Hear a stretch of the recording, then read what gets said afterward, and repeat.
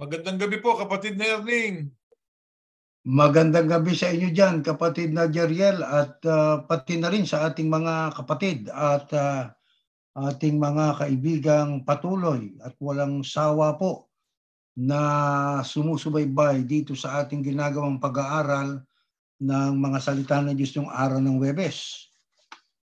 Kapatid na Jeriel, itong ating papaksain ay ito'y karaniwang nadidinig ng mga tao na mahalagang ating lalong maintindihan. Bakit nangyayari ito? Ano layunin ng iba kaya nagaganap ito? Ito ho ang tungkol dyan sa tinatawag nating mga digmaan. Ayan ang ating tatalakayin.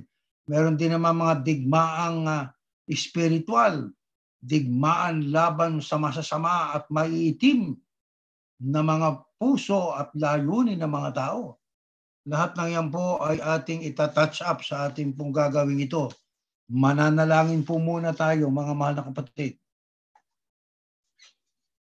Dakilang Diyos, mapagmahal at mapagmalasakit na Ama, Yahuwah, buong puso kami na lumalapit sa iyo ngayon. Patuloy ka naming inaalayan ng taus-pusong pasasalamat sapagkat ang aming pong lakas ay nananatili. Ang buhay namin sa kabila ng aming mga edad at karamdaman ay patuloy mong ipinahihintulot na aming mataglay sapagkat sumasampalataya kami. May dahilan ng lahat ng ito.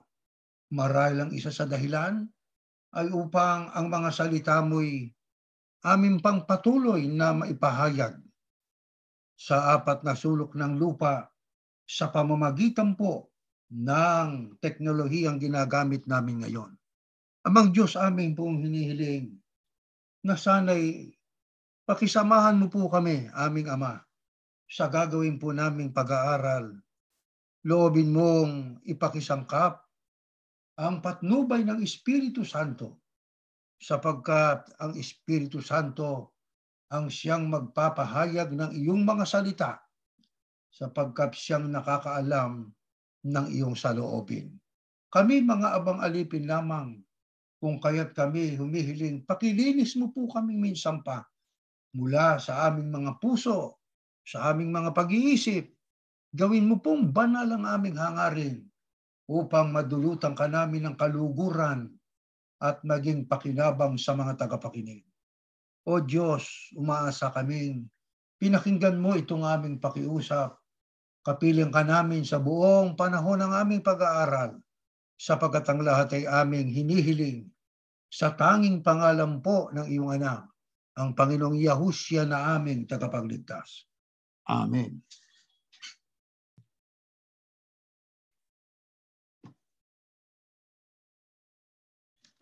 Ayun, mga kapatid, atin pong aalamin ang dahilan kung bakit nagkakaroon ng mga digmaan lalo na sa panahon natin ngayon. Ngayon, una sa lahat, what is a war? Hindi na natin sinama yan dyan, no? Babasahin na lang natin. A war is a typically fought by a country or group of countries against an opposing country or group with the aim of achieving an objective through the use of force. Kaya yan pong digmaan ay sa ating binasa ay digmaan yan, labanan ng mga grupo, bansa, laban sa ibang mga bansa, laban doon sa mga kumakalabang bansa sa kanila't grupo.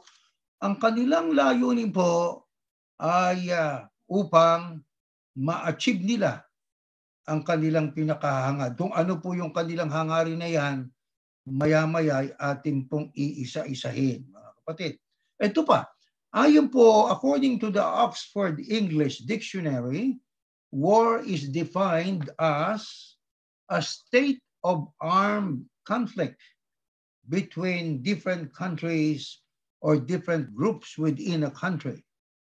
Isa yan sa kahulugan.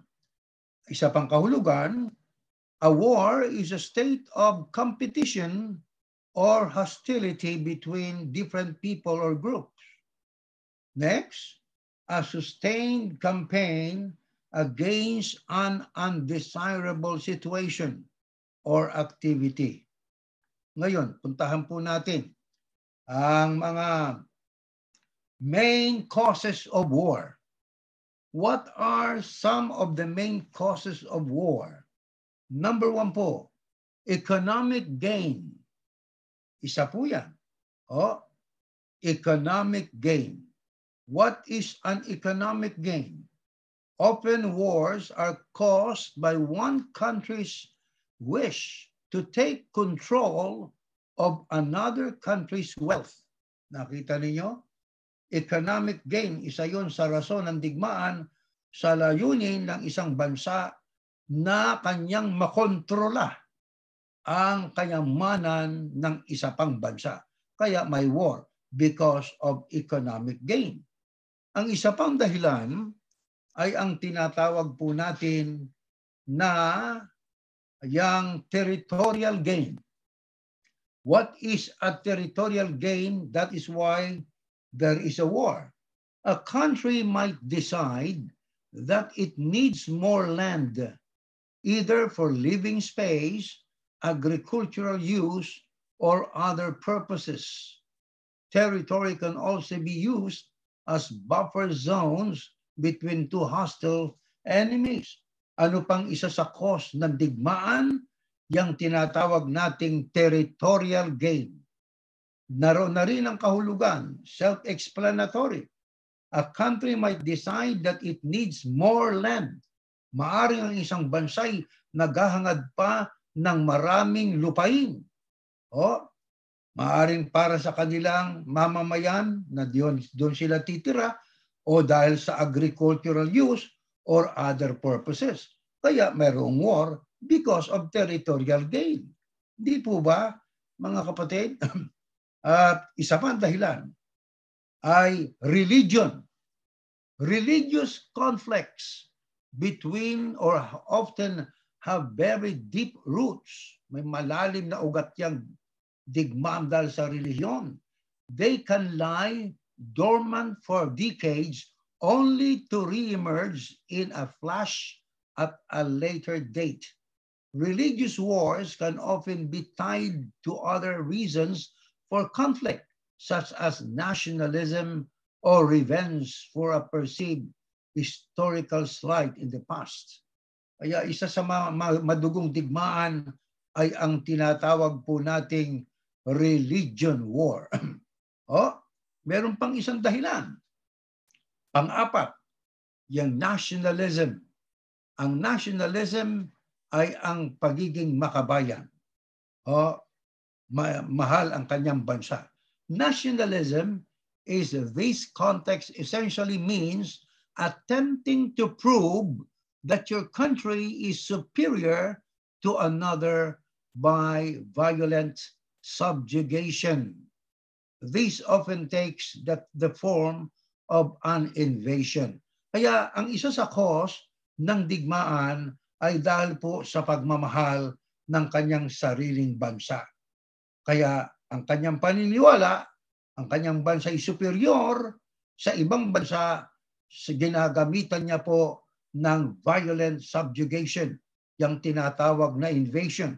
Katulad po ng nangyari ngayon diyan sa Ukraine. Ang Ruso naniniwala na sila ay mas superior sa bansang Ukraine, kaya in-invade nila ang bansang Ukraine. Ano pa pong isa sa dahilan ng digmaan, mga kapatid at mga kaibigan? Dito sa ating babasahin ay isa pa, ay revenge, paghihiganti. Seeking to punish, redress a grievance, or simply strike back for a perceived slight can often be a factor in the waging of war. Revenge, paghihiganti, also relates to nationalism, as the people of a country which has been wronged are motivated to fight back by pride and spirit. Kaya yan ang tinatawag nating revenge o paghihiganti, isa pa rin yan sa cause ng war. They wage war purposely to show the revenge against other nation. No? Nagpa-fight back sila. Ngayon, meron pang isang dahilan ng pagkakaroon ng digmaan. Bukod po sa nabanggit na, yan pong tinatawag nating civil war. These generally take place when there is a sharp internal disagreement within a country. Kaya nga civil war, sapagkat ito'y digmaan sa loob ng isang bansa. O, meron pong internal chaos sa loob ng isang bansa. May disagreement, at ang disagreement can be about who rules, kung sino ang mamumuno, how the country should be run, or the people's rights. These internal rifts often turn into chasms, o yung pagkakaiba-iba na, that result in violent conflict between two or more opposing groups. Yan ang tawag. Ang tawag dyan ay civil war. Meron pang tinatawag tayong revolutionary war. Ano naman po ang revolutionary war? These occur when a large section of the population of a country revolts against the individual or group that rules the country because they are dissatisfied with their leadership. Kaya may mga revolutionary war sapagkat hindi ho masaya ang mga tao sa leader na kanila pong sinusunod. Kaya may revolutionary war. At alam ba ninyo, mga kapatid at mga kaibigan, pagka ating pang binasa, ang isa sa lalo nating ikauunawa tungkol po diyan sa revolutionary war, ang sabi nga po rito ay ito, pakinggan po natin mga kapatid, ano? Ito sa revolutionary war is just like a liberation war. Yung ikay makalaya, a conflict primarily intended to bring freedom or independence to a nation or group. War of independence. Yan ang kung tawagin natin ay revolutionary war. Katulad halimbawa ng digmaan noon, Amerika laban sa Britanya. Ang tawag po doon ay revolutionary war. Meron pa po na isa sa dahilan kung kaya nagkakaroon ng digmaan. Ano po yan? Yan ang kung tawagin naman natin ay defensive war. In the modern world, where military aggression is more widely questioned, countries will often argue that they are fighting in a purely defensive capacity against an aggressor or potential aggressor, and that their war is therefore a just war. Kanilang dinidepensahan ang kanilang bansa laban sa mga bansang mananakop, kung tawagin po ay defensive war. Yan po ay bali 8 na iba't ibang kadahilanan kung bakit nagkakaroon ng mga digmaan. Ngayon, puntahan naman natin ang Biblia. Ano ang pahayag ng Biblia tungkol sa digmaan? Let us read in the book of Samuel, 2 Samuel chapter 3 verse 1. Yon ang simula ng mahabang labanan. Digmaan yan. Sa pagitan ng mga matatapat na tauhan ni Saul at ni David. Lumakas ng lumakas ang grupo ni David. Pero ang kay Saul naman ay humina ng humina. Sa anong kategorya itong labanan na ito na ating binabasa? Ito'y papatak sa kung tawagin natin ay civil war. Digmaan sa loob ng bayang Israel sa mga tauhan nitong si Saul at ni David. Ang sabi nga riyan, iyon ang simula ng mahabang labanan. Mahaba. one of the longest war between the people of Saul and King David. At dito ay lumakas ng lumakas ang grupo ni David, pero ang kay Saul naman ay humina ng humina. So biblically speaking, sapagat kanina ang ating binasa ay historical na may mga digma at iba't ibang kadahilanan kung bakit, ito ganun din sa Biblia na ating binasa ngayon, civil war po ito, mga kapatid. Di ho ba? Ano pang isa sa digmaan na binabanggit sa aklat ng Biblia? Next slide. Sa Josue 1:6, ganito nakasulat. Magpakatatag ka, sabi kay Josue ni Moses, magpakatapang dahil ikaw ang mamumuno sa mga taong ito para angkinin ang lupaing ipinangako ko sa mga ninuno nila. Ito na may tagpo, panahon ni Josue. Sino si Josue? Siya ang pumalit kay Moses patungo sa lupang pangako na yan nga ang Kanaan. Ano po ayon sa ating binasa ang sinabi ni Moses kay Josue? Ang sabi niya, magpakatatag ka, magpakatapang. Bakit? Dahil ikaw ang mamumuno sa mga taong ito, yan ang mga Israelita, para angkinin ang lupaing ipinangako ko sa mga ninuno nila. Sa makatwid, ang isa sa dahilan ng biblical war ay para angkinin ang isang lupain katulad ng promised land. Yan po ang Kanaan.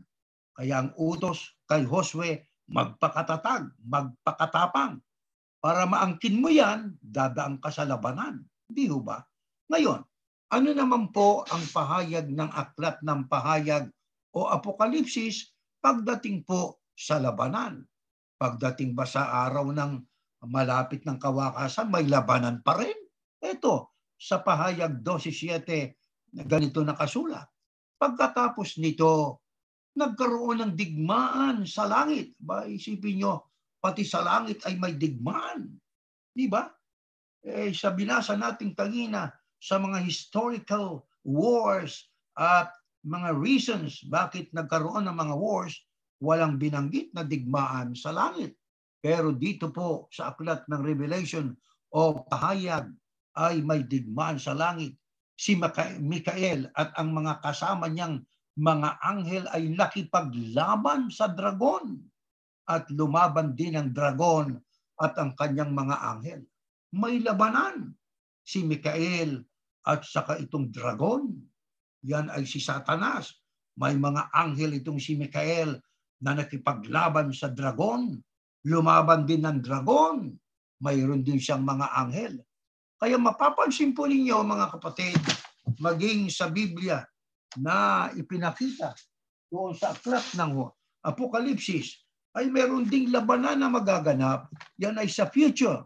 Pagdating po na malapit na ang wakas at paghatol ng Panginoon Diyos. Ngayon, ang ating pong tanong ay ito mga kapatid. Kung may digmaan, may patayan. Walang choice ang sundalo, kundi ang pumatay, ang sabi nga sa English, to kill and to be killed. Yan po ang slogan ng mga soldiers o ng mga military na mga tao. Ang tanong natin ay ito, mga kapatid. Ano ang tinatawag na kasalanan pagdating po sa patayan? Ito, pakinggan natin sa next slide. Exodus. You shall not commit murder. Yan ang bawal. You shall not commit murder. Ano ibig sabihin ng murder? Unjustified, deliberate homicide. Yung bang talagang walang rason na pagpatay, ibig sabihin ay wala sa katwiran, you shall not commit murder. Diba? Ngayon, ano po ayon sa Biblia mga kapatid, ang katumbas, alam nyo, ang hindi itong katumbas ng murder eh. Ano yun? Yung pagpatay sa panahon ng digmaan. Di ba? Pagka ang kalaban mong sundalo ay binaril ka, babaril ka rin. Digmaan nga po eh. E paano kung mapatay mo yung kalaban mo sa panahon ng digmaan? Ay yan ba'y murder? Aba, hindi ito katumbas ng murder yung pagpatay sa panahon ng digmaan. Eh bakit? Sapagkat maging ang Diyos, nag-utos na makipaglaban ang kanyang bayan gaya ng utusan ng Diyos, ang Israel, nang sakupin ang Kanaan. Alam nyo, bago pa ang pagsakop, ano ginawa ng Diyos? Ito, next slide. So, no, ito, it's there in LLT. Next slide, let's go back. I have that read Joshua. Joshua chapter 5 verses 13 down to 14, it says, when Joshua was near the town of Jericho, he looked up and saw a man standing in front of him with sword in hand. Joshua went up to him and demanded, are you friend or foe? Neither one, he replied. I am the commander of the Lord's army. And this, Joshua fell with his face to the ground in reverence. I am at your command. Joshua said, what do you want your servant to do? Diyan po sa ating binasang yan, si Joshua, ayon sa Biblia, nang malapit na doon sa bayan ng Jericho, siya'y tumingin at may nakita siyang taong nakatayo, may hawak na espada. Ang sabi, Joshua went up to him. Lumapit si Josue sa kanya. At ang sabi niya, are you friend or foe? Kaibigan ka ba o kaaway? Neither one, he replied. Maaring kaaway, maaring kaibigan. I am the commander of the Lord's army. Isipin niyo may ginawang commander ng Lord's army, ng sundalo ng Panginoon.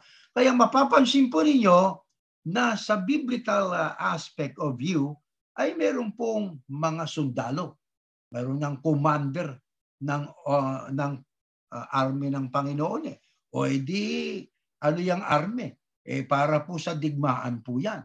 Di ba mga kapatid at mga kaibigan? Ngayon, mga kapatid, ayon po sa Biblia, ano pa ang katunayan na ang digmaan ay kasama na sa kasaysayan ng Biblia, maging noon pa? Ito po, sa unang Samuel 15:3. Next slide. Basahin po natin, mga kapatid dito. Sa unang Samuel, salakay ninyo ang mga Amalekita, lipunin ninyo ng lubusan ng lahat ng naroroon. Patayin ninyo silang lahat, mga lalaki, babae, bata at mga sanggol, pati na rin ang kanilang mga baka, tupa, kamelyo at mga asno. Ano po itong ating binasang ito? Ito'y utos ng Diyos kay Haring Saul na lusubin ang Amalekita. Ano layunin? Lipulin lahat. Lipulin silang lahat. Kasama na ang mga lalaki, babae, bata at mga sanggol, pati na rin ang kanilang mga baka, tupa, kamelyo at mga asto. Isipin ninyo yan. Kung bakit ginawa ng Diyos yan, may dahilan, mga kapatid. Ano pa katunayan na mayroong digmaan noong pang panahon ng una sa kasaysayan ng Biblia? Next slide. 2 Samuel 5:23. Kaya muling nagtanong si David sa Panginoon o kay Yahuwah.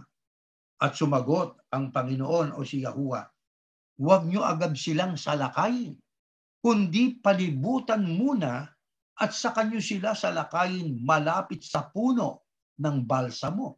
Kapag narinig nyo na parang may nagmamartsang mga sundalo sa taas na bahagi ng puno ng balsamo, dali-dali kayong sumalakay. Dahil yon ang tanda na pinangungunahan ko kayo sa pagsalakay sa mga Pilisteo. Ginawa nga ni David ang iniutos ng Panginoon o ni Yahuwah sa kanya at pinagpapatay nila ang mga Filisteo mula sa Giba hanggang sa Giser. Ano naman itong ating binasa? Bago po sumalakay ang hukbo nitong si David, ay kinausap siya ng Panginoon Diyos. Actually, ang Diyos pa ang gumawa ng plano eh. Hindi ho ba mga kapatid? Gumawa ang Diyos ng plano. Sabi niya, ang sabi, kapag narinig nyo na parang may nagmamarchang mga sundalo sa taas na bahagi ng puno ng balsamo, dali-dali kayong sumalakay. Dahil yon ang tanda na pinangungunahan ko kayo sa pagsalakay sa mga Pilisteo. Anong ginawa ni David? Isinunod niya ang tinig ng ating Panginoon Diyos na si Yahushua. O na si Yahuwah ang ibig sabihin. Di ho ba? Ano pa ang katunayan yan, mga kapatid? Ito pa, sa Josue 8:1 hanggang 2, na yung digmaan sa kasaysayan ng tao sa mundo, nangyari po yan sa iba't ibang kadahilanan, maging sa Biblia, nagaganap at ang Diyos pa ang siyang nagbibigay ng plano para magapi at kanilang malupig ang mga kaaway ng Israelita. Ito pa, Josue 1 hanggang 2. Sinabi ng Panginoon o ni Yahuwah kay Josue, huwag kang matakot o kaya'y manghina. Isama mong lahat ng iyong sundalo, soldiers. May mga militar na noong panahon pa ni Josue. Di ba? Isama mo lahat ng iyong sundalo at lusubin ulit ninyo ang Ai. Dahil ibinigay ko na sa inyo ang hari ng Ai, ang kanyang mga mamamayan, ang kanyang bayan, at ang kanyang lupain. Territorial naman ito. Di ba? Territorial war. To gain territory. Para malupig at maangkin ang teritoryo ng ibang bansa. Katulad ng Ai. Kung anong ginawa ninyo sa Jericho at sa hari nito, ganun din ang gawin ninyo sa Ai. Pero sa pagkakataong ito, maaari na ninyong kunin ang kanilang mga ari-arian, economic, para economic gain, di ba? Para yung mga ari-arian ng ay mapa sa kanila. Ipinahintulot ng Diyos yun eh. Sabi, sa pagkakataong ito, maaari na ninyong kunin ang kanilang mga ari-arian at mga hayop para sa inyong sarili. Maganda kayo at tambangan ninyo sila sa likod ng lungsod. Isipin niyo pati ang pagpaplano, di ba? Ay pinlano ng Panginoon Diyos para kampihan ang kanyang bayan laban sa ibang mga bansa, para lumawak ang pag-aari ng bayang Israel. Di po ba? Kaya kanilang conquer ang isang bansa para sila po ay lalong lumago, hindi lang sa mga ari-arian, pati na rin sa kapangyarihan. Kaya mga kapatid, kailanman, tatandaan natin, kailanman ay hindi iniutos ng Diyos sa tao ang magkasala. Kaya ang mga Israelita sa kanilang pagsunod sa utos ng Diyos kaugnay ng pakikipaglaban sa mga kaaway, hindi ho sila nagkakasala. Ang pagpatay sa panahon ng digmaan ay hindi katumbas ng murder. Siyempre, alam naman natin, pag may digmaan, may masamang epekto. Di ba? Katulad sa Ukraine, wasak ang kanilang mga means of livelihood, yung kanilang mga tahanan, patay ang maraming mga tao ron, bata't matanda. Di ho ba? Masama epekto ng digmaan eh. Di ho ba?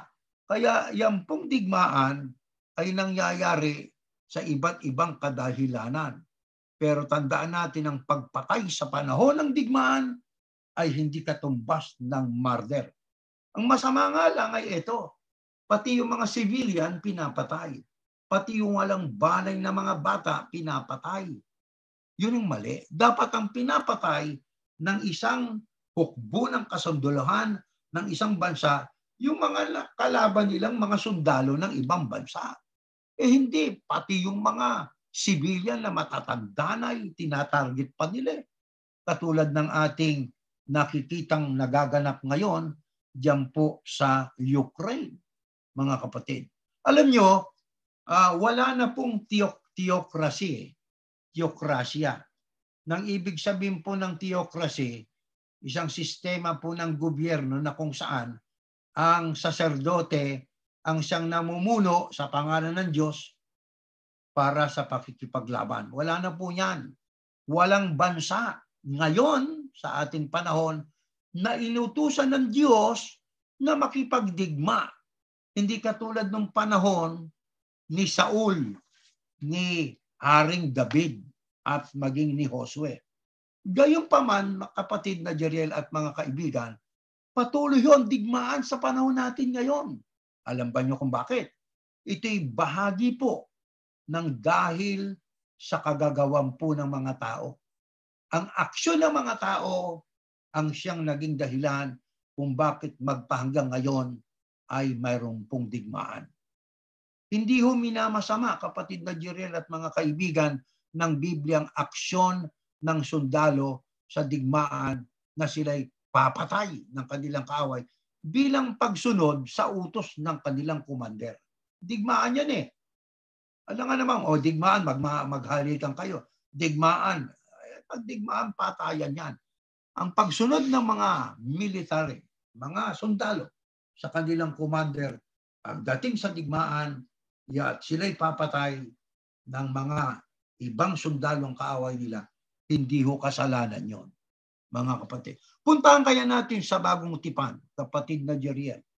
Ano po ang binabanggit ng Biblia tungkol sa digmaan sa Bagong Tipan? May mga sundalo din ba sa Bagong Tipan? Next slide. Ito, basahin natin. Ayan. Nang dumating si Yahushua sa bayan ng Capernaum, pumunta sa kanyang isang kapitan ng hukbong Romano. Aba, kapitan ito, di sundalo ito, pero hindi ito Hudyo. Isang kapitan ng hukbong Romano at nakiusap, Panginoon, may sakit pong aking utusan. Nakaratay siya sa bahay at nasa matinding paghihirap. Sinabi ni Yahushua, pupuntahan ko siya at pagagalingin. Pero sumagot ang kapitan, Panginoon, hindi po ako karapat-dapat na puntahan niyo ang tahanan ko. Sabihin niyo na lang na gumaling siya at gagaling na ang aking utusan. Alam ko ito dahil nasa ilalim ako ng nakatataas na opisyal at may nasasakupan din ako mga sundalo. Kapag sinabi ko sa isa, pumunta ka ron, pumupunta siya. Pag sinabi kong halika, lumalapit siya. At kung ano pa ang iniutos ko sa aking alipin, sinusunod niya. Namangha si Yahushua nang marinig niya ito. At sinabi niya sa mga taong sumusunod sa kanya, sinasabi ko sa inyong totoo, hindi pa ako nakakita ng isang tao sa Israel na may ganitong pananampalataya. Dito sa tagpong ito, may binabanggit na kapitan ng sundalo, hukbong Romano. Hindi ito Hudyo. Nakiusap ito sa Panginoon dahil sa yung kanyang katulong o utusan ay may sakit. Ang sabi niya sa Panginoon, puntahan niyo, sabi ng Panginoon Yahushua, pupuntahan ko siya para pagalingin. Pero alam ba niyo sagot noong kapitan ng hukbong Romano? Ang sabi niya, Panginoon, hindi po ako karapat-dapat na puntahan niyo ang tahanan ko. Anong request niya? Sabihin na lang po ninyo at gagaling ang aking utusan. Ayun nga ang ginawa ng ating Panginoong Yahushua. Kaya gumaling yung utusan nitong kapitan ng hukbong Romano at nang mangyari po yun, tinawag ng ating Panginoong Yahushua ang mga sumusunod sa kanya. Bakit? Doon sa ginawa ng kapitan ng hukbong Romano, namangha ang ating Panginoong Yahushua. Kaya sinabi niya doon sa mga taong sumusunod sa kanya, sinasabi ko sa inyo, ang totoo, hindi pa ako nakakita ng isang tao sa Israel na may ganitong pananampalataya. Israelita na yan, pero pinagsabihan niya, kakaiba ang pananampalataya ng kapitan ng hukbong Romano. Dito sa pagkakataong ito, alam nyo, kung masama ang pagsusundalo, yan ay magandang pagkakataon para sabihin ng ating Panginoong Yahushua doon sa kapitan ng hukbong Romano, iwan mo yung trabaho mo. Bakit? Pumapatay ang sundalo, pumapatay kayo ng mga kaaway ninyo eh. Masama yan. Pagagalingin ko yung utusan mo kung aalis ka sa pagiging sundalo. Hindi po yun ang ginawa ng ating Panginoong Yahusya. Katunayan, noon, panahon ng ng Israel, panahon ng unang iglesia, panahon ng ating Panginoong Yahusya dito sa lupa, pinapayagan ang pagsusundalo. Katunayan nga po, ayon, ipinagmalaki pa nga ng ating Panginoong Yahusya sa kapwa niya Hudyo ang pananampalataya nitong kapitan ng hukbong Romano. Mananampalataya. Sabihin nyo lang po, gagaling ang utusan ko. Ito pa sa gawa, 10:1. Doon sa Cesarea ay may isang lalaking ang pangalan Cornelius. Siya isang kapitan, kapitan din ito, ng batalyon, isang batalyon ng mga sundalong Romano na tinatawag na batalyong Italiano. Na kapag ating binasa ang konteksto nito, alam nyo, ang kanyang ginawa, ang kanyang pamilya, mapanalanginin, sila po ay philanthropy, pero sabi, hanapin mo yung taong pangalan si Simong si Pedro. Makinig kayo sa kanya. Ang totoo, nagpabautismo pa yan Di ba? Pero hindi sinaway ng ating Panginoong Yahusya itong si Cornelio, hindi nyo malalaman yung totoo sa pamamagitan ng pangangaral ni Pedro. Umalis ka dyan sa pagiging kapitan ng batalyon ng mga sundalong Romano. Katunayan, kapatid na Jeriel, ang pagsusundalo, katulad ng marami nating kapatid, mga sundalo Di ba? Hindi po masama yun, mga kapatid. Hindi masama, hindi labag po yun sa kalooban ng Panginoon Diyos. Di ba? Ano pa ho ang pruweba? Na yung pagiging sundalo ay hindi ho katutubong masama. Ito Lucas, ganito nakasulat, 3:14. May mga sundalo ring nagtanong sa kanya, kami naman po, ano dapat namin gawin? At sinagot niya sila, huwag kayong mangingikil sa mga tao. Masama palang mangikil sa mga tao pagka ikay sundalo. Kasi may mga sundalong parang tulisan, nangingikil sa mga tao. Pero dito ay hindi sila pinagbawalang. Umalis na kayo sa profesyon nyo. Huwag kayong papatay. Ang sundalo kasi pumapatay, kaya umalis na kayo dyan. Tuloy natin nabasa. Huwag kayong mangingikil. Yun ang sagot lang. Sabi dun sa mga sundalo. Huwag kayong magpaparatang ng hindi totoo. Makontento kayo sa mga sahod ninyo. Kaya para sa mga sundalo, nilekturan sila nang sabi, makontento kayo sa mga sahod ninyo. Huwag kayong mangingikil sa mga tao. At huwag kayong magpaparatang ng hindi totoo. Kasi nung panahon ng digmaan sa Pilipinas, mayroong may nakasuklob, nagtututuro ng kapwa niyang Pilipino, ito, kalaban ninyo ito revolusyonaryo ito hindi naman totoo. Maaaring may personal na galit lang siya. Nagpaparatang, kaya ang marami, kung hindi man, ang ilan, kung hindi man marami, ay namatay dahil sa pagpaparatang ng kanyang kapwa. Pagtatraidor yun Hindi ho ba, mga mahal na kapatid? Kaya sa buong Biblia, alam nyo, ang digmaan ay inilalarawan na isang mabangis na katotohanan sa mundong sinumpa. Mayroong kapangyarihan ng masama sa mundo na dapat sugpuin na para makamit ang tagumpay na masugpo sila, dumadanak ang dugo. Digmaan. Di ba? Lalo kung mga komunistang bansa na gustong sakupin ang isang bansang malaya at may freedom, magkakaroon ng digmaan. Di ba, mga kapatid?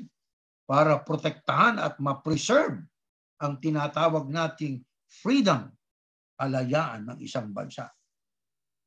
Kung gusto ng isang Kristiyano, halimbawa, kapatid na ministro, gusto niya maging konsundalo, gusto niyang magsilbi sa sandatahang hukbong sandatahan ng isang bansa. Ano ang ating sagot diyan? Ako bilang isa, depende 'yun sa tao. Depende 'yun sa kanyang konsensya.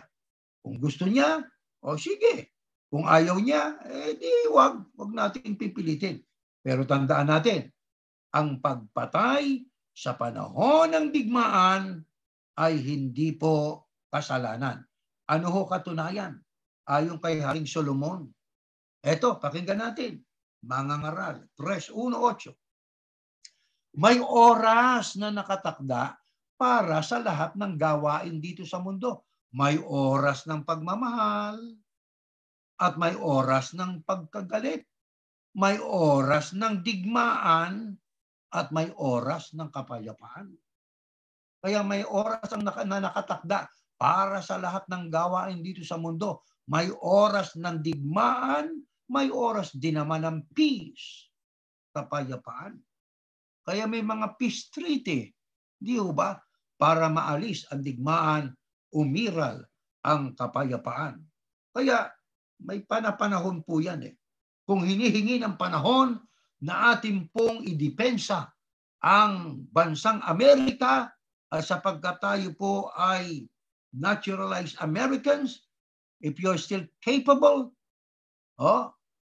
kailangan sumama tayo para ating maproteksyonan ang ating kalayaan. Pagka tayo nakapatay sa panahon ng digmaan, hindi murder yon. Yung po'y pagpatay bilang pagdepensa sa ating mga kalayaang natamo. Alam nyo, may kanya-kanyang oras ang lahat ng mga bagay eh. Di ba? Katulad niya, no? Oras ng kapayapaan, oras ng digmaan. Ngayon, puntahan po natin. Paano po inilarawan ng aklat ng Apokalipsis o Revelation ang tungkol diyan sa mga pagsusundalo? May pati sa langit, may digmaan at may mga sundalo eh. Tingnan ninyo, basahin natin. Ito. Pagkatapos, nakita kong nabuksan ang langit at may puting kabayo na nakatayo roon. Ang nakasakay ay tinatawag na tapat at totoo, sapagkat matuwid siyang humatol at makipagdigma. O nakita nyo, makipagdigma. Hindi may digmaan. Pagdababa ng Panginoong Yahushua yan. Ang suot niyang damit ay inilubog sa dugo. At ang tawag sa kanya ay salita ng Diyos. Si Yahushua po yan eh. Sa kanyang second coming na ang kanyang pailalapat sa lupa sa Jerusalem. Magkakaroon ng digmaan yan. Tuloy natin next slide. Ganito po nakasulat. Sa damit at sa hita niya ay may nakasulat, Hari na mga hari at Panginoon na mga Panginoon. Pagkatapos nakita kong isang anghel na nakatayo sa araw, sumigaw siya sa mga ibong lumilipad sa himpapawid. Hali kayo, magtipong kayo para sa malaking handaan ng Diyos.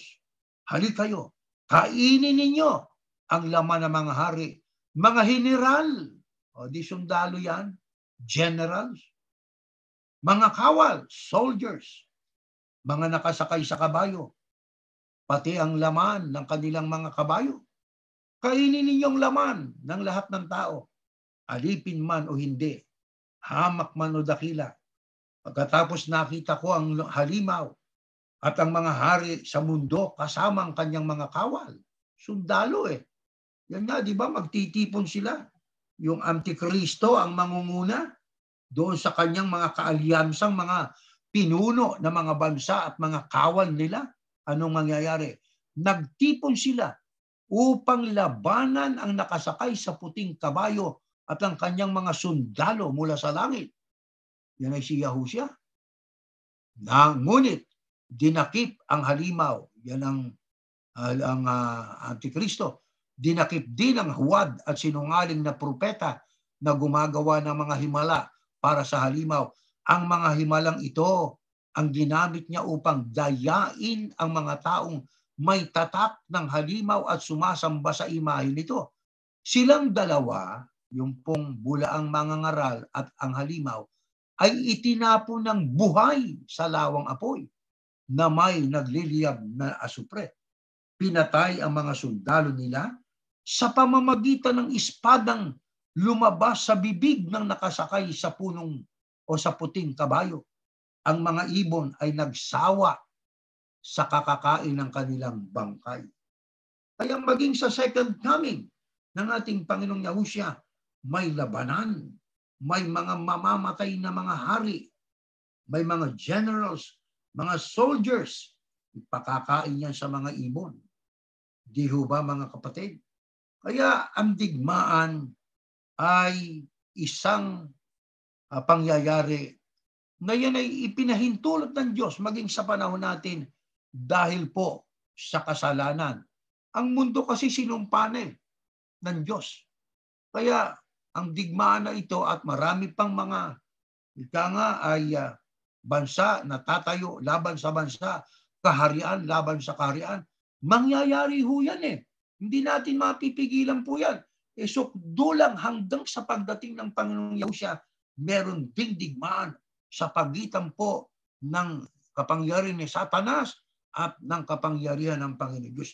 May mga sundalo at anghel ang ating Panginoong Yahushua. Ganon din itong mga dragon, Antikristo at ito pong tinatawag na huwad na propeta. O, di ba? Anong masasabi natin diyan, kapatid na Jurgel? Kaya bawal ba ang makipagdigmaan sa panahon o pumatay sa panahon ng digmaan? Nakasulat po mga kapatid yung noong panguna at maging sa mga panahon natin ngayon. Pero ang isa sa mga dapat nating maintindihan, no, kaya natin ito pinag-aaralan, mga bansa yan. Okay? Yan yung mga bansa, kapatid na Erning. Kahit noong una pa, ang bayan ng Diyos, bansa. Ang bayan ng Diyos noon, bansa. Ano po? Bansa. Bansa. Ang bawat bansa may hari. Kaya nga humingi rin ng hari sa Diyos ang Israel eh. Di ba? Yeah. At ang bawat bansa may mga sundalo. At ang mga sundalo mayroong mga armas. Ayan yan. At kapag dumating na yung panahon, yung nakatakdang panahon na nakikipagdigma, natural lamang na gapiin mo yung iyong kalaban. Papaano mo gagapiin? Sa pamamagitan ng iyong sandata. Tabak kung tabak, palaso kung palaso, o kung ano man ang sandatang gagamitin. At yun ay ikasasawi nung kalabang sundalo. No? Ikasasawi. Kaya nga ng pinaliwanag natin kanina, hindi ho murder yun. Ang masama murder. No? Hindi yun murder. Yun ay pagtatanggol. Sabi nga, gawin ang tungkulin ng isang sundalo. May tungkulin ng sundalo eh. Kung ang tungkulin mo yung magtanggol ka para sa iyong bansa, hindi magtatanggol ka para sa iyong bansa. Tandaan natin, binibigyan natin ng diin, ano? Bansa ang tinutukoy dyan. Ngayon, may mga bansa rin. At ang bawat bansa, may sundalo. Ayan. Ngayon, kapatid na Erling, kasi mahalaga itong pinag-aaralan natin eh. No? Hindi ito lang yung meron lang tayong natutunang kaunti. Alam natin yung plano ng Diyos. Sa mga bansa, kahit nung bansang Israel, meron ng mga sundalo. Noon pa yun, sa lumang tipan, may mga sundalo na. Meron na. May mga commander. Sa panahon ng Panginoong Yahushua, may mga bansa rin, yung sumakop sa kanila, yung Roman Empire. May mga sundalo yan. At may mga kaalyado pa eh. Di ba? May mga kaalyado pa yung mga yan. Sa makatwid, sa panahon pa noon at ngayon, ay mayroong mga sundalo. Kapag nagkaroon ng digmaan, ang mga sundalong yan, magtatanggol para sa kanilang bansa. Ayun yan eh, magtatanggol para sa kanilang bansa. Hindi yung magmamarder para sa kanilang bansa. Wala po nun. No? Alisin natin yung isip natin dun sa salitang marder. It's not marder. Kasi meron mga pilosopo, kapatid na Erning, kung ganyan nga niya, bawal pumatay. Pagkatapos, iniuutos, patayin pati sanggol. No. Sabi nga, utos ng Diyos sa panahon yun noon. Sa panahon na yon. Kaya merong bawat panahon, sabi ng Biblia, merong nakatakda na magaganap sa bawat panahon. Panahon ng gera, nakatakda? Magpapatayan ng mga tao. Diba? Yun na nakatakda eh. Panahon ng kapayapaan, hindi. magpa-party ang mga tao. Yan. Kakain, magsasaya, panahon ng kapayapaan eh. Oh. So, yan ang dapat nating maintindihan. Ngayon, sabi nung iba, bakit anya pinapayagan ng Diyos yan? Wala tayong karapatang questionin ng Diyos. Okay? Sapagkat una, nilalang niya tayo, sabi nga ng Biblia, makakareklamo ba yung putik kung gagawin nung magpapalayok na siya'y palayok? Ba't di mo ako ginawang paso? Pwede ba yun? Hindi ka makarereklamo doon sa gumawa sa iyo. So, yun ang prinsipyo. Kapatid natin. Kaya itong pinag-aaralan natin, handaan natin, pinagdidiinan po namin, mga bansa. Sundalo. Kasi may sundalo rin ngayon panahon ng kapayapaan. Pero hindi po, kapatid na Erling, sundalo para pumatay. Sundalo rin, pero nakikipaglaban din. Pero ibang klaseng labanan naman ito. Iba yan. Tatalakayin din po natin ngayon yan, di ba ba? Yeah. Actually, pwede na natin banggitin yan. Katulad ng mga masasamang elemento na gusto nilang i-overthrow ang government. Katulad partikular sa Pilipinas. Meron diyang mga grupo ng mga tao, mga terorista. Di ba? Pati yung mga nasa Mindanao na gusto nilang magkaroon sila ng sariling gobyerno. Ihiwalay sila sa gobyerno ng Pilipino. Mga Pilipinas. Kaya nakikipaglaban din sila dahil sa kanilang cause na to gain independence. Nagkaroon sila ng, hindi ka naman pwedeng ganun Saklaw ka ng Pilipinas. O di ba? Luzon, Visayas, and Mindanao. Nasa Kamindanaoan ka. Tapos gusto mo magkaroon ka ng tinatawag na independensyang iyo na sariling parang federalismo na kakaroon ka ng iyong leader, hindi pwede yun. Di ba? Kaya may digmaan. Iba't ibang kadahilanan ang digmaan, mga kapatid. No? Kaya atin pong natutunan sa ating pinag-aralan, historically speaking, biblically speaking, ang digmaan po ay ipinahintulot ng Diyos na mangyari po yan. Una, sapagkat ang mundo sinumpa na Sinumpa ng mundo Pero sa kabila ng katotohanan ng sinumpa ng mundo, bunga ng paglabag ng tao sa utos ng Panginoon Diyos. Imbis na sumunod, lumabag pa Hindi na nga nakasunod, lumabag pa Matigas ang ulo ng tao. Kaya sinumpa ng Panginoon Diyos ang tao. Kaya kasama na nga po yung digmaan na yan. Pero ang sabi nga, mayroon pang ang masama, panahon ng kapayapaan, hindi panahon ng digmaan, ikaw ay pumatay na ay murder yon. Yan ang murder. Di ba? Ang pagpatay na pinahintulot ayon po sa mga ngaral, may panahon ng digmaan. Sabi nga ng Biblia, bawat bagay o gawain ay may kanya-kanyang panahon. May panahon ng pagmamahalan, may panahon ng pagkagalit, may panahon ng pagdidigma, may panahon ng kapayapaan. Kaya panahon ng digmaan, patayan yan. Panahon ng kapayapaan, peace. Walang patayan yan. Pero panahon ng peace, ikay pumatay, murder yon. Di ba? Yes. Ngayon, ang tanong naman natin, kapatid na Jeriel, sa ating pinanggalingan, ang sabi, mangagbatian kayo. Ito naman ang ating sunod na talakay, tinatanong sa atin, ano raw ang ating pagkaintindi ng banal na halik? Maghahalikan ba tayo? Pero bago yan, kapatid na Erling, idagdag natin ito kasi nga, pinagdidiinan natin kanina na yan digmaan, Sige. Sa mga bansa yan. Ngayon kasi yung ibang religion may sundalo rin. Katulad ng Iglesia Katolika, may mga sundalo yan. Tinatawag nila yung Swiss Guard nila. Ayun, diba? Meron din ganun yung Iglesia ni Cristo, meron din yan Tinatawag nila kung ano-ano, nandiyan tawagin, kung ano-ano tawag nila dyan. Di ba? Pero meron silang parang army din o parang tagapagtanggol din na kapag sila anya'y ginipit at lalaban sila hanggang makikipagpatayan. Teka muna. May sundalo talaga ang Kristyanismo pero babasahin natin. Sige. Ang nakasulat, maliwanag. Ang nakasulat ay ito. Siguro I will share muna. Kapatid na Ernie, mag-share po ako. Okay. Basahin natin ito. Can I share? Yeah, pwede na siguro. Yeah. Ayan, pwede na ako mag-share. Oh. Ayan. Ayan, nakikita nyo ba yung sinashare ko? Yeah. Endure, ito sa 3, oh, endure suffering along with me as a good soldier of the Christ Yahushua. So may sundalo si Kristo. Ang Kristo, sundalo. Oh, ito sabi, bilin sa sundalo, soldiers don't get tied up in the affairs of civilian life, for then they cannot please the officer who enlisted them.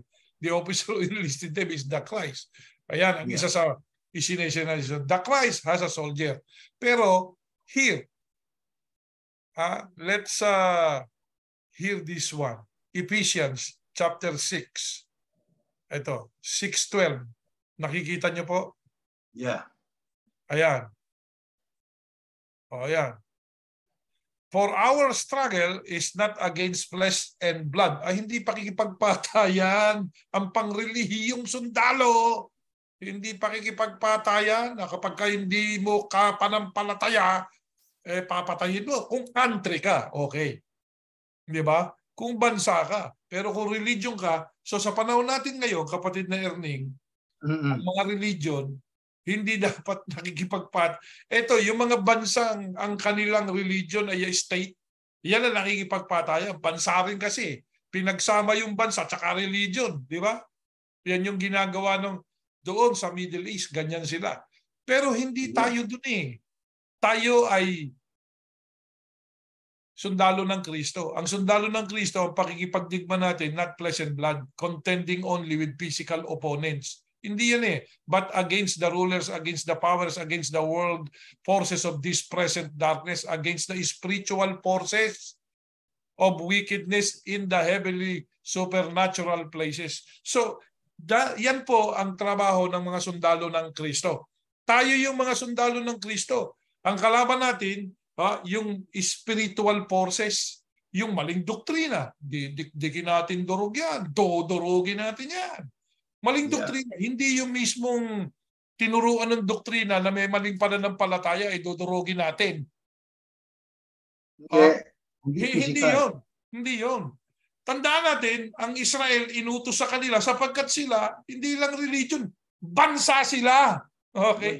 Bansa sila. Sa panahon noon, bansa sila. Kailangan nilang mag-survive. Kailangan nilang meron silang lupa. Ayan. Kailangan nilang magkaroon sila ng kayamanan.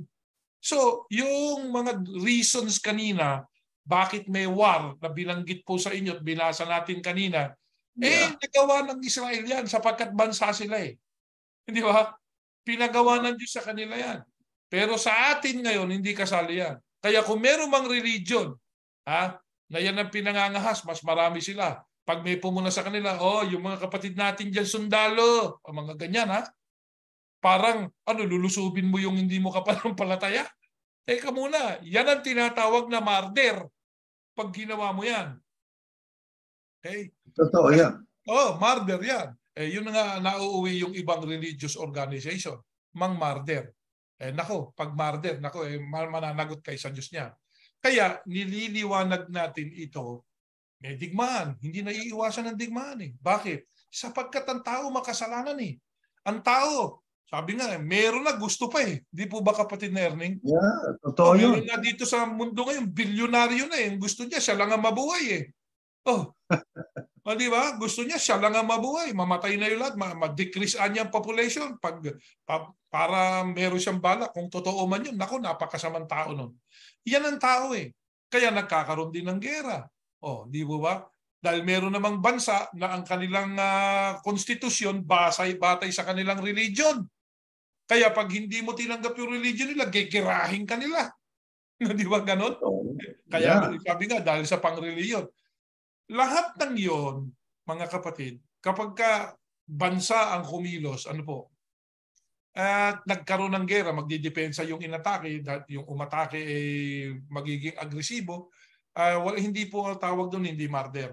Nililiwanag lang natin. Pero tayo, anumang religion, religion ka, lalo na Christian religion, Meron ka sarili sundalo o meron ka tinatawag na mga grupo ng mga men, sabi nga, para makipag-fight doon sa physical fight, para doon sa mga hindi nyo kapanalig. Hindi po yan, yung pag may napatay kayo, kasalanan yan, murder yan. 100% yan. Hindi ho, ang tawag sa kanila ay sundalo, private army. Ayan. Private army ang tawag. Hindi na po yan talagang soldier. Ngayon, ang mga kakalaban nyo, pagka ganyan, yung law enforcement. Totoo yan. Yung law enforcement. Yan ang mga kakalaban. Kaya, hindi tayo para doon. So, maliwanag, nakikita natin yung diskresyon. Sundalo ng mga bansa, talagang pag nagkaroon ng gera, ano po mangyayari kapag na Ernie, pagka nag-declare ng gera, dito sa Amerika, nagdi-declare ng gera, di naman presidente. Ang nagdi-declare ng gera dito ay ang Congress. Pag nag-declare ng gera ang Congress sa kanino mang bansa, saan man tayo naroon, minsan nga, pag kulang tayo sa sundalo, ang gagawin ng Congress, drafting. May batas na ganyan di ba? Ito-drop ka. Ano ibig sabihin? Kaya ayaw mo, kaya hindi, magsusundalo ka. Exactly. Maliban na lang kung nag-iisang anak ka lang. Okay, di ba? Kung nag-iisang anak ka lang, hindi ka magiging sundalo, hindi ka idadrop. So, meron mga ganyan, may mga drafting. Yan ang mga batas po ng mga bansa. Pero kapag ikay sumugod para ipagtanggol yung bansa mo o para magkaroon ng pakinabangan yung bansa sa panahon ng gera, inuulit natin, hindi kasalanan yung nakapatay ka ron. Kasi yan po tinatanong sa atin, paano kanya yun? Alam nyo, kapatid ni Erling, mawawala din yung mga sundalo ng mga bansa tinuro na natin di ba? Oh yeah. Kailan mangyayari yun? Dilipulin yung mga yan. Kailan po mangyayari na ang mga bansa mawawala na ng sundalo? Sa millennial, kasi sa millennial kingdom. Ano gagawin natin dyan sa mga armas na yan? Yung mga tangkit de guerra, eroplano na yan, mga bombers na yan. Ano gagawin dyan? Sabi ng Biblia. Gagawin na yung mga... Tutunawin niya, gagawing pang-araro. Pang-araro na lang. Iyan ang mangyayari dyan. So, sa mga tweet, titigil din yan. Pero may gera pa bago tumigil yan, kapatid na Erning. Mayroon pa. Itong gerang ito, sundalo rin ni Yahusya, pero hindi tayo yun. No? Yun ay mga anghel. Pero ano gagawin nun? Lulupigin yung bawat sundalo ng bawat bansa, lalo na yung umaapi sa Israel. So alam natin yun. Yan ang isa sa pananampalataya nating pinag-aralan at nakatanim sa isip natin, magaganap yun. Magaganap yun, yung araw na yun. Sa makatweet, nasagot natin, kapatid ni Erning, yung sinatanong nila at nagkaroon tayo ng informative studies ngayon tungkol dyan sa mga war. Okay? Iba't ibang klase ng war, iba't ibang dahilan ng war. Pero tayo, mga mahal na kapatid, lalo na po sa ating paglilingkod sa religion, sa relihiyon, hindi po tayo makikipagbarilan kung ayaw nung ibang tao sa ating pananampalataya at kung pinupuna tayo. Hindi. Kundi makikipaglaban tayo sa espiritual. Argumento, yan ang labanan. Pangreliyon. Argumento. Kaya, naghahamon nga tayo Di ba? Hinahamon natin yung Iglesia ni Cristo na pinanggalingan natin. Sagutin. Nagpakawala tayo ng mga palaso na yun ang mga tabak na matalas pa sa 2 talim.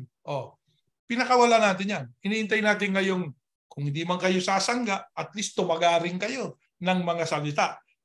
Yun ang ating hinahanap. Para magkaroon ng linaw ang ating ginagawang pag-aaral. Hindi tayo magkakaaway. Yung pangreliyon, kapatid, hindi magkakaaway yan Hindi tayo magpapatayan. Hindi. Kundi magpapaliwanagan. Kasi meron kang pananampalataya, meron kaming pananampalataya. Ang sabi ng Panginoong Yahusya, ang pakikipaglaban hindi yung flesh and blood. Sundalo kayo, sundalo kayo ng Kristo, pero ang pakikipaglaban hindi flesh and blood, hindi laman dugo, kundi spiritual fight. Yan ang ating kaya yung mga ibang mga sundalo ng ibang religion, o yung mga preachers nila, sumangga kayo o magpakawala rin kayo ng palaso para makita natin kung matalim ba yung kanilang palaso. Kapatid Erning, Hindi tayo mag-aaway. Ayan, natapos na natin yan tungkol sa gera. Okay. Sana kasunod nating topic, kapatid na Erneng. Atin namang pag-aralan yung salitang banal na halik, kapatid na Ayan, Jeriel. ako. Ito naman, paghalik. O, paghalik. O, sige, ito. Sa mga mahilig mang halik, ito, basahin po natin. Mayroon pong 4 na mga talata sa New Testament tungkol po dyan sa binabanggit yung mga katagang banal na halik. Next slide, 1 Thessalonica. Ayan. Batiin ninyo ang lahat ng mga kapatid ng banal na halik. Isang talata yan. Binanggit, batiin. Pagbati sa magitan ng banal na halik. Yeah. Next, Corinto 13:12. Mangagbatian ng isa't isa sa inyo ng banal na halik. Pagbati pa rin sa magitan ng banal na halik. Next slide pa, meron pa. Ito. Binabati kayo ng lahat ng mga kapatid. Kayo'y mangagbatian ng halik na banal. Binaliktad lang yung banal na halik. Halik na banal. Ayun, ano pa? Roma, mangagbatian kayo ng banal na halik. Binabati kayo ng lahat ng mga iglesia ni Kristo. Diyan po'y may binabanggit, mga kapatid, ng ibig nating ipahayag at atin pong bigyang emphasis ang mga salitang banal na halik. Sa bawat pagkakataon sa mga talatang binasa natin ay binanggit banal na halik. Alam niyo sa Griego, ito'y isang sagrado. Kaya nga banal eh. Nang ibig sabihin ay dalisay at walang pagnanasa na paghalik. Hindi makalupa na paghalik. Hindi at saka, ito... kapatid Erwin, hindi yan sa babae at lalaki lang. Hindi. Oo, hindi. Hindi yan. At saka ito, tuwid natin ng konti. Yung sali niya, Iglesia ni Cristo. Mas mabuting basahin yan, Iglesia ng Kristo. Kasi pinag-aralan na po natin madaming beses eh. Yung Iglesia ng Kristo, ang Kristo ay hindi pangalan. Masanay po tayong gamitin yung Iglesia ng Kristo or the Christ. Hindi of Christ, the Christ. Church of the Christ. O pwede yun.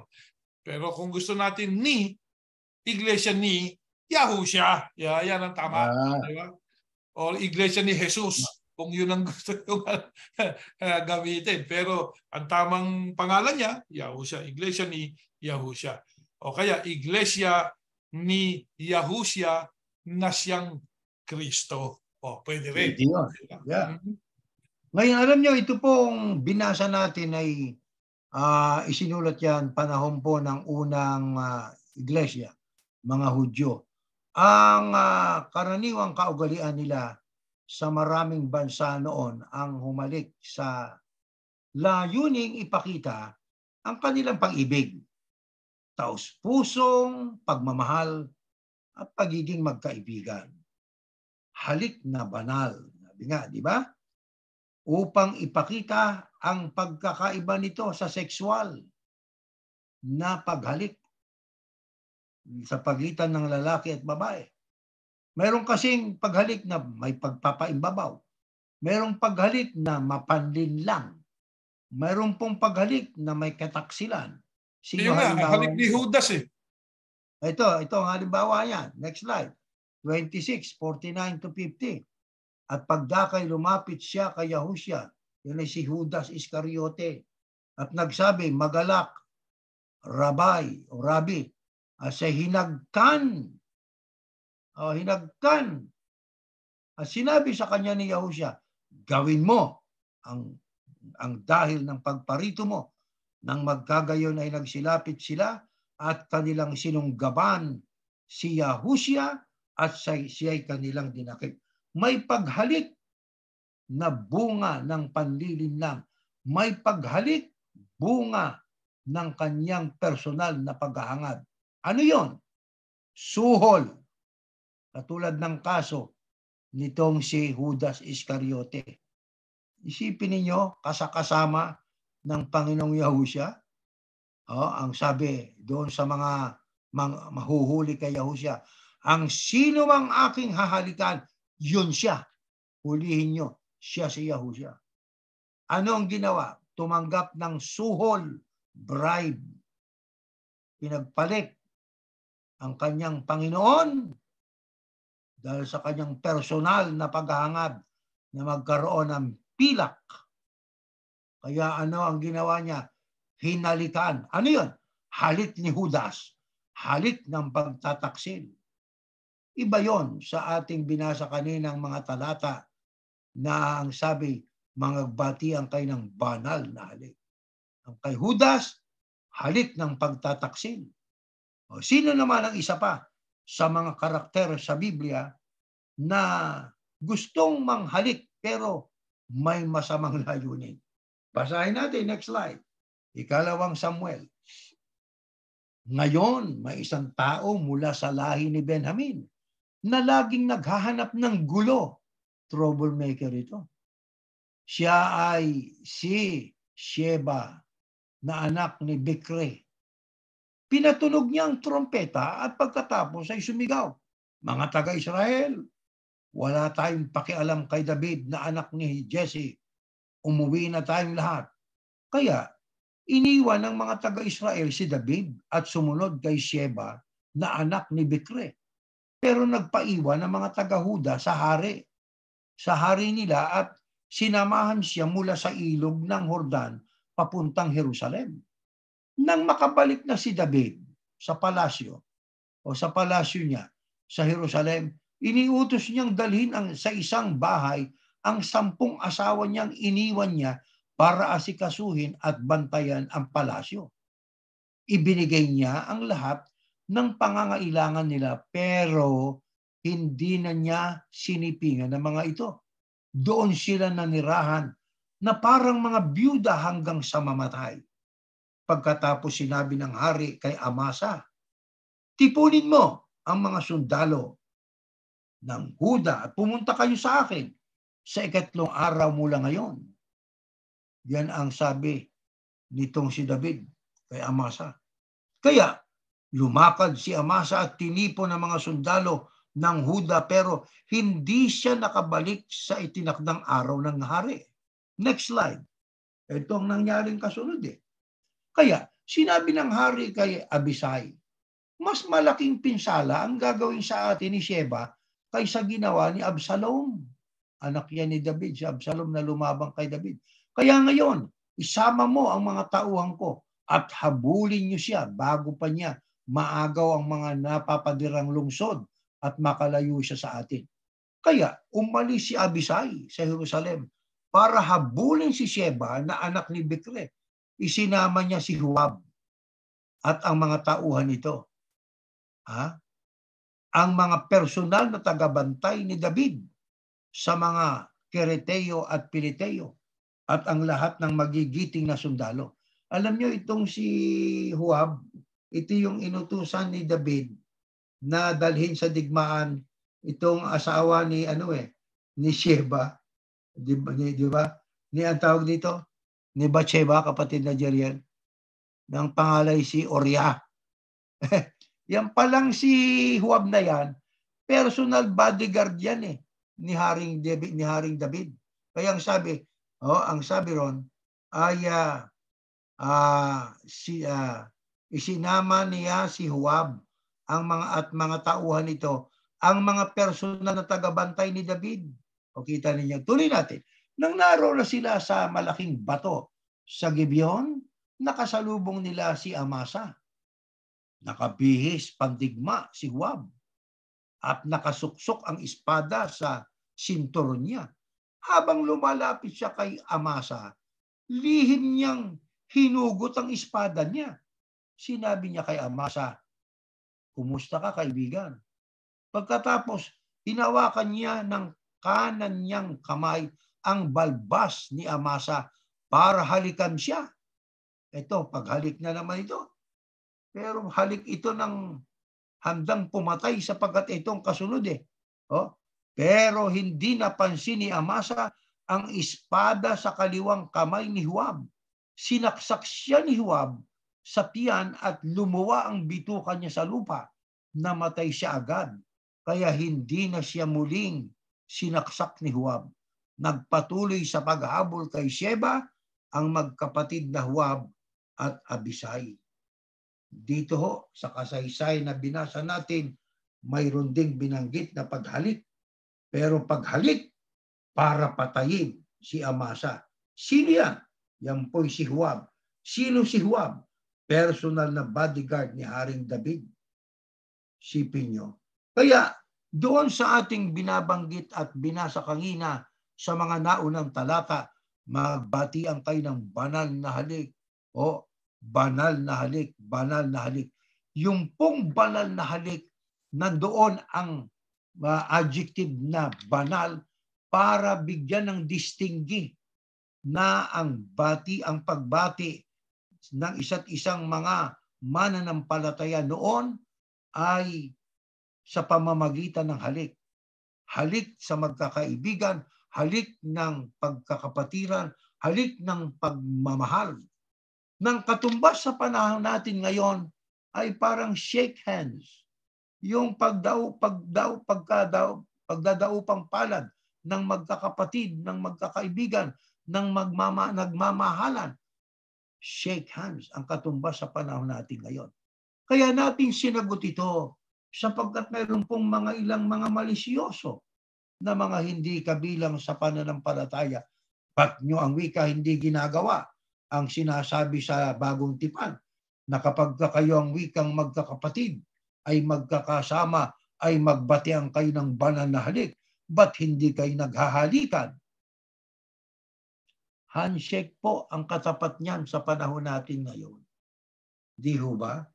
Bagamat hanggang ngayon, meron din namang mga magkakapatid sa iglesia na kapag ka nagpapanagpo, lalo't hindi nagkita ng matagal na panahon, lalaki at babae naghahalikan eh. Pero walang mali siya po ron. Oh, yun ang paghalik bilang pagmamahal, paghalik bilang pagpapahayag na sila'y magkakaibigan, magkapanalig sa pananampalataya. Actually, kapatid Erning, yan yung mga Grego, yung mga nagbatian ng banal na halik, di ba? Sapagkat yan sa panahon ni Pablo yan, sa lugar ni Pablo. Sa mga Romano, sa mga Greeks. 3 beses yun yung paghalik. Yun ang paghalik nila, yun ang greetings nila. Ngayon, dito sa Amerika, ay unauso yun sa Pilipinas, di ba? Yung shake hands. Pero sa Pilipinas, pagka nakipag-shake hands sa'yo, malamya yung kamay. Di ba ganun? Pagka ganun kumamay ka sa Pilipinas, taga Pilipinas, kinamayan mo, taga Amerika. Tapos malamya yung kamay mo. Yung pagkamay mo, hindi mo wini-welcome. Kailangan firm. Iyon ang pagbati, di ba? Pag bumabati, naka-firm. Sabi nga, halos mapisip mo yung kamay. Ayun ang firm. Ngayon, nauso na rin ang pagbati sa mga kaibigan, sa mga kakilala, o mga inintroduce, yung tap, yung hug. Merong hugger na ganyan Sa bawat kapatid na Erning, kaya nakasulat magbati yan kayo ng banal na halik. Sapagkat yun ang tradisyon sa panahon na yun. Pero, yun yun, ginawa rin yan ng mga Grego nga Actually, pwede nating i-share. Pwede ako mag-share ulit. Yeah. Ito, kung paano ginagawa yan sa isang maka-religious na paraan. Tignan ninyo, kung masi-share. Yan, nakikita nyo ba yan sinashare ko? Yeah. Ayan, tignan nyo. Ayan. Ayan. Ayan. Ayan ang religious na pagbabatian nila. Mga Greeks ito mga Archbishop Macarius exchanging the kiss of peace. Sabi nga, yun ang sinasabi ng kiss of peace naman. So, yan, isa lang sa halimbawa sa mga pagbabatian ng banalik. Merong yan Ang France, meron din. Ito, ipakikita pa sa atin kung paano. And you don't want to. Nakikita siguro ninyo, no? Very important thing, never really kiss the cheek. It's gross. And you also have to make a kissing noise or else it just sounds empty. So, once again. Yeah. Ayan, pagbati. Ganun, beso-beso. Yan ba sexual? Hindi. Kapatid na Erning, napakahalaga na, ayan, naipakita na natin. No? Sige, babalik na tayo. Nakita natin kung ano ibig sabihin ng mga batian ng banal na halik. No? Sa panahon yun ng mga taga-Roma, mga taga-Grego, mga taga-Greece o Gresya, yun ang kanilang batian. Yun ang kanilang batian. Maging ang mga Hudyo, ganun din. Bumabati rin sila lang. Sabi nga sa Spanish, beso-beso. Nagbe-beso. Beso-beso. So, yung nga sabi nyo kanina, nasasagot natin, hindi ito pang malisyosong tao. Di ba? Kasi yung iba, pag nakarinig ng halik, mga malisyosong tao. Di ba? Sa utak. Oo. Yan yung mga pilosopo na inaatake yung pananampalataya ng Biblia o sinasabi ng Biblia. Ba't di anya kayo naghahalikan? Yung nagsalita ng Pilipino na yun Malisyoso na. Malisyoso na, ba't hindi kayo naghahalikan? Malisyoso na yung salita pa lang. Dapat, ba't hindi kayo nagbabatian ng banal na halik? Ayun. Yun ang gamitin. Pero may mga taong malisyoso. Nahalikan daw. Kaya ito sinasagot natin, no? Para malaman natin na minsan yung paggamit ng salita doon nagiging masama ang isang bagay, no? Nagiging masama ang isang bagay. Kaya magbatian ng banal na halik, tinatawag halik na banal, kung baliktarin niya man, yun ang iniutos sa mga unang Kristiyano, o mga unang Yahusya. Binabati kayo ng lahat ng mga iglesia ng Kristo. Yan. Yun ang pagbati. Kapatid na Jeriel, lalo na para sa mga hintil.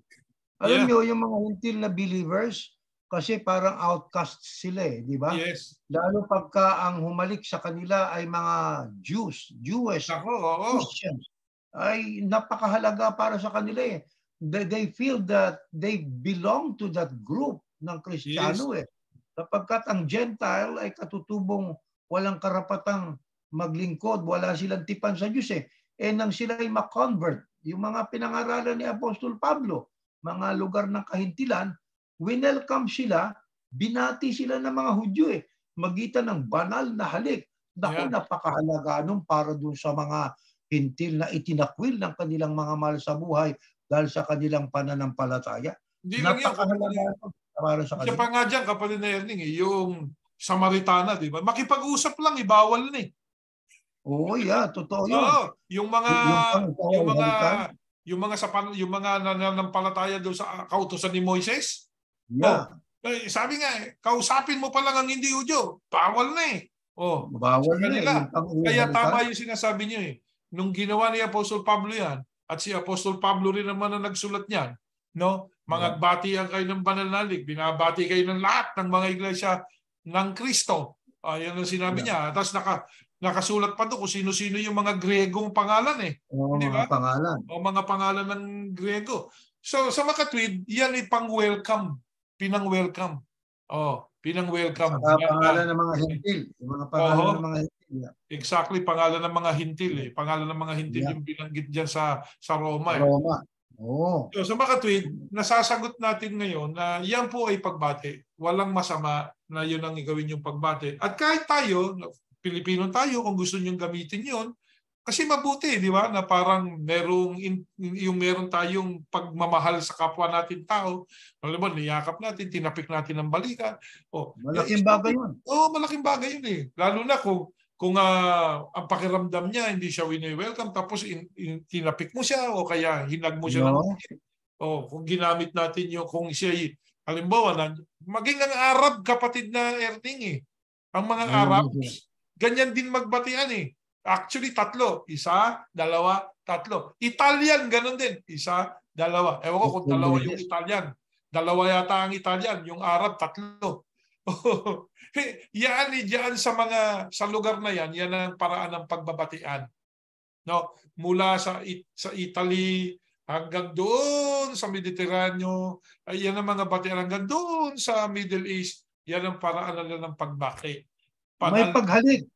Kapatid na Jeriel, may paghalik naman na ayaw ng Panginoon Diyos Pagkatapos ng sermon, nagpahalik sa kanang kamay. Iba naman yun, di ba? Yun naman ang ginawa nung Ang nagsimula niyan actually kapatid na Erning, naging sa Pilipinas, naging mano. Mano, yeah. Mano. Pero ang umpisa niyan, hinahalikan yung singsing eh. Yung singsing ng papa. Hinahalikan yan eh. Oh. Exactly. Ngayon, merong gumagaya na rin yan. Nagpapahalik sa kamay. Okay lang sana kung nagmano, naging kaugali ang Pilipino na. Alisin na natin yung religious aspect nun. Naging sa matatanda, nagmano. Hindi ka naman matanda, religious leader ka, ba't ako magmamano sa'yo? Yeah. Maliban na kung lolo kita o mamanuhan kita. Yan naging tradisyon ng Pilipino doon sa mga elders nila sa pamilya. Sa pamilya. Pero kung pang-religion, magpapahalikan ng kamay o magpapamano ka, para kang pare. Di ba? Yan ang nangyayari sa'yo. Yeah. Kaya, ang paghalik sa paghalik sa kamay yan nung una ang hinahalikan yung singsing ng papa. Okay? Yeah. Tapos nauwi doon sa ayaw ng halikan, minamano na lalagay na sa ulo. Naging tradisyon Pilipino. Yan ang nangyari. So kung tradisyon na yan ng Pilipino, walang masama yan kung di mo gagamitin sa pangrelihiyon. Tama yun. Yeah. Hindi yung pagkatapos ng misa ay nakapila yung hahalik, oh. Grabe, hindi na tama po yun, mga kapatid. Anong tawag doon? Kung yun ang tawag kanina sa mga nabasa natin, banal na halik, ano ang tawag naman doon? Idolatrous na paghalik. Ayan. Idolatry na yan.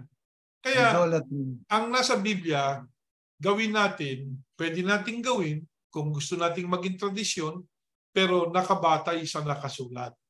Yan, hindi halik ni Judas, di ba? Hindi yan. Yung hinalikan niya si Yahusha, para lamang nung ipagkanulo niya. Hindi yun. Kasi walang pag-ibig yun eh. Yung mga bagian ng banal na halik, may pagmamahal yun. Pag-welcome ang ginawa ni Apostol Pablo dyan eh. Para sa mga hintil. Kasi nga, ang Hudyo, kilala sila na hindi babatiin pag hindi ka Hudyuhan eh. Di ba? Hindi nila babatiin. Sa makatwid, diyan binago ni Yahusha ang relasyon ng Hudyo sa mga hindi Hudyo. Ayan. Tama yun. Kaya yung paghalik ng Hudyo sa mga hintil, pag-welcome sa samahan ng mga Kristiyano. Ibig sabihin, kabilang na kayo rito sa pamilya ng Diyos, magkakapatid tayo sa pananampalataya. Yeah. Napaka-importante po nun para sa mga hintil. Kasi ang mga hintil nga po, di ba? Ayaw ipakiusap sa ng mga Hudyo sa nila. Ayaw nilang kausapin yung mga hintil. Kaya yung mga hintil na naging mananampalataya, tuwang-tuwa po sila. We belong to the group. We are now recognized as their brothers and sisters in the faith. Yeah. Although we are Gentiles and they are Jews. Di ba? Kaya itong dalawang topic na ito ay mahalagang natalakay natin sapagkat mayroong ibang mga pananaw ang iba na ang pagpatay daw ay huwag ka na magsundalo kapag pumamatay ka. Alam nyo, isang pananampalataya yan. Yung mga hindi, sabi nga ang pananampalataya yan, yung Jehovah's Witness, yan ang pananampalataya nila. Oo, tama. Yeah. Hindi sila sasaludo sa bandera o bandila. Nandun sila sa isang country pero sabi nga, hindi sila boboto, kung ano man. No? Which is nag-overdone. No? Pero Christian sila, sabi nila, nakabatay sa Biblia ang pananampalataya nila. Okay, so kung ano man yung kanilang ginawa, kanila yun ang interpretasyon nila doon sa Biblia. Ngayon, ang ating bakit hindi natin ginagaya yun? Kasi hindi yun ang pananampalataya namin eh. Hindi yun ang pagkakilala namin bilang mga Yahusyan. Ang pagkakilala namin bilang mga Yahusyan, you can join the military, okay? But make certain that you do what is required of you. Yung nga sabi kanina, huwag kang mangingikil. Nung naka-uniforme ka na, nangingikil ka na. Di ba? O pumunta ka sa isang bansa. Sabi nga, katulad yan, may mga nakita mo yung kayamanan ng nagapi nyo. Ang ginawa mo, pinakit mo. May kaso ka, di ba? Pwede mong i-report yun. Ngayon, kung nanakawin ng sino mang Poncio Pilato yun, ikaw bilang sundalo, nasunod mo yung dapat mong sundin, di ba? Yan lang yan. Malinis ang pagkatao mo. Yan lang yan, malinis ang pagkatao. Kahit po, kapatid na Erning, alam nyo, ito sa kaalaman kasi may mga kasama tayong sundalo na kahit sa pakikipagdigma nila, meron silang tinatawag na rules of engagement. Yes. Hindi ka basta po pwede sumusurrender na yung tao, papatayin mo. babarilin mo pa. Murder yun, hindi ba? So, Murder yun. makakasuhan ka doon pagka ganun. O kaya ay para lang makakuha ka ng impormasyon ay ito-torture mo. O, yung mga, o kaya kahit sa weaponry, kapatid na Erning, yung, alam ba, yung weaponry, ngayon sa modern warfare, ayon sa mga nakakausap natin, sa weaponry, kapag ang weapon mo ay anti-tank, hindi mo pwedeng gamitin sa isang personnel. Isipin mo, binura mo sa planeta yung sundalong kalaban mo, di ba? Merong mga rules of engagement. Okay? Ayan, napag-aralan natin ngayon yan. May mga batas. Pero kapag sinunod mo yung mga batas, yung rules of engagement or rules of war, sabi nga di ka nagkakaroon ng kasalanan ng murder ka. No, it's a murder. Pero pag nilabag mo yun, magiging murder yun, kapatid na yan, kahit na in type 1. Oo. Lumihis ka doon sa rules of engagement. Kasi lumilihis kayo doon. Kaya tayo, mga kapatid, no, at lalo na kung kayo fellow Yahusha, at kung kayo mga sundalo, gaya ng sinabi ng Panginoong Yahusha, maliwanag, gawin nyo tungkulin nyo. Kung tungkulin nyo magtanggol sa bansa, paano yun? May mga batas na susundin kayo, sundin nyo.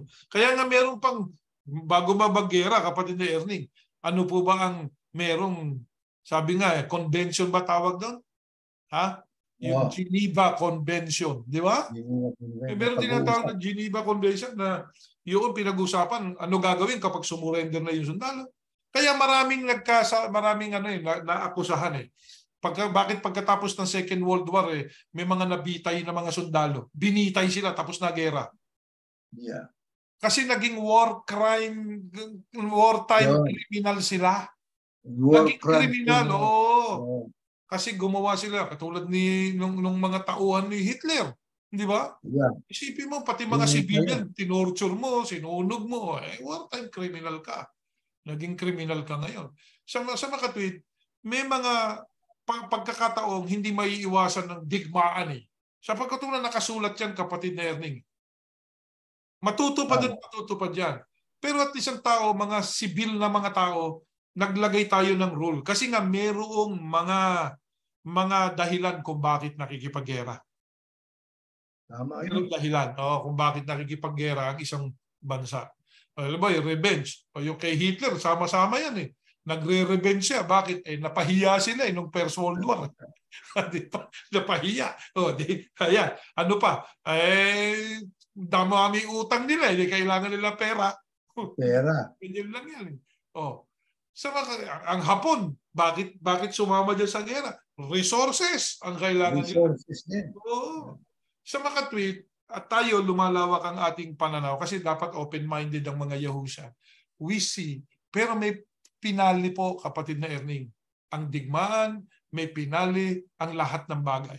Ang pinali niyan, pag nandun na tayo sa Millennial Kingdom. Pinali na. Makikita niyo wala nang gera, payapa na lahat, wala nang magnanakaw. Sabi nga, ang gumawa ng masama doon sa Millennial Kingdom, sabi ng Biblia, hihingahan ka ng kamatayan. Naku, mabigat yun. Hihingahan ka lang, patay ka na. Di ba? Sa makatwid, itong ating natutunan ngayon, mga kaibigan, mga tagapakinig, ilagay natin sa ating isipan. Ito'y magaganap. May mga magaganap. Yung tribulation, gera yan. Pagkatapos, di po ba kapatid ang magwawakas sa 7-year tribulation, gera o hindi gera? Gera. Pero dapat ba tayong mangamba? Sa mga Yahusha, hindi tayo dapat mangamba. Bakit po?